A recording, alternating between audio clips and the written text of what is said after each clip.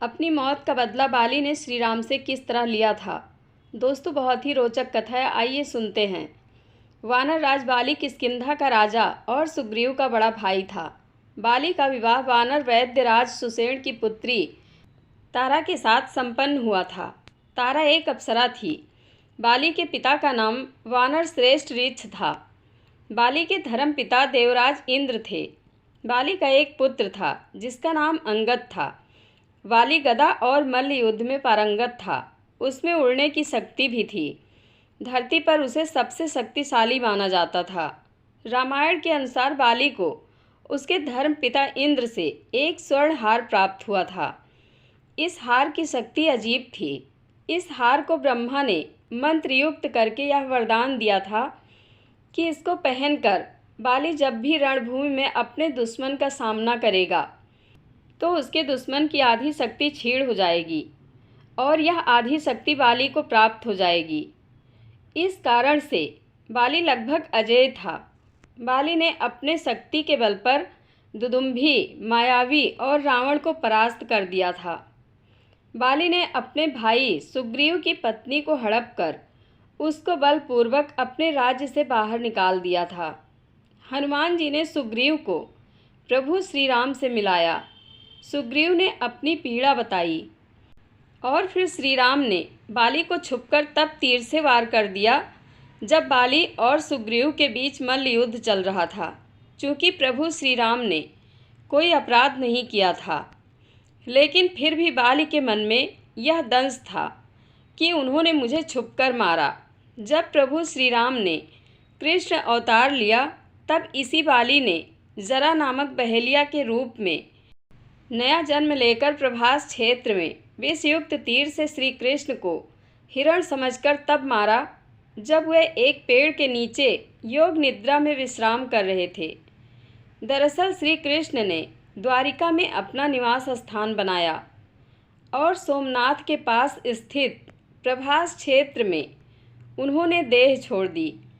भगवान कृष्ण इसी प्रभास क्षेत्र में अपने कुल का नाश देखकर बहुत व्यथित हो गए थे। वे तभी से वहीं रहने लगे थे।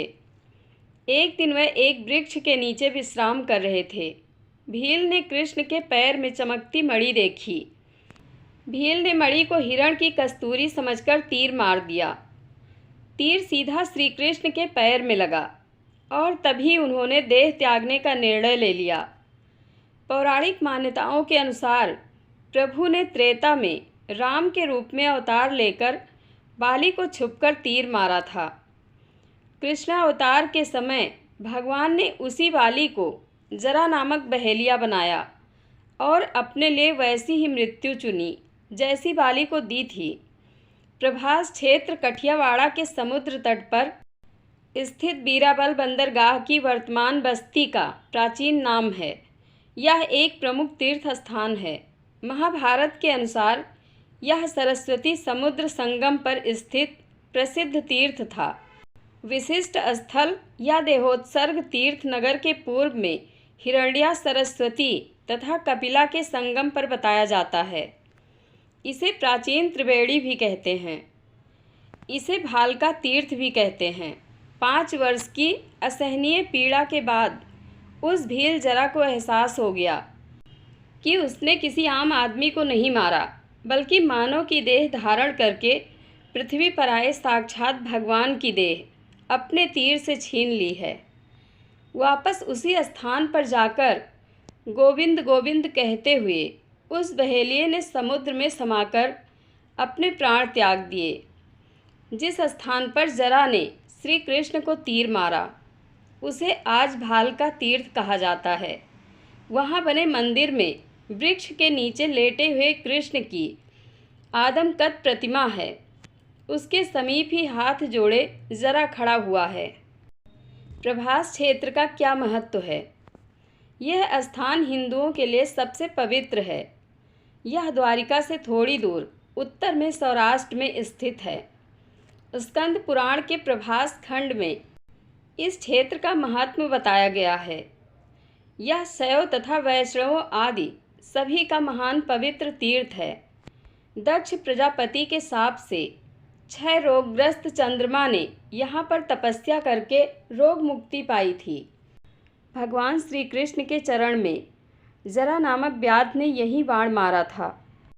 यदुवंशियों तथा वृंदावन की गोपियों का यही देहोत्सर्ग तीर्थ माना जाता है। यहाँ का गोपी चंदन अति प्रसिद्ध है। वायु पुराण में यह उल्लेख मिलता है कि जब सभी तत्वों को प्राप्त कर भी वेद व्यास को अत्यंत की शांति नहीं हो पाई थी, तब उन्हें सुमेरु गिरी की उपत्यका में कठिन तपस्या के बाद भगवान वेद पुरुष नारायण के विराट स्वरूप के दर्शन हुए, जिनके अंग प्रत्यंग में यह संपूर्ण ब्रह्मांड, सभी तीर्थ क्षेत्र, यज्ञादि, धर्म, वेद, पुराण आदि मूर्तिमान होकर प्रतिष्ठित थे, जिनमें प्रभास क्षेत्र भगवान के हनुदेश और कंठ के मध्य स्थित था। जय श्री कृष्ण। आप लोगों को कथा कैसी लगती है कमेंट बॉक्स में अपनी राय अवश्य दें। धन्यवाद।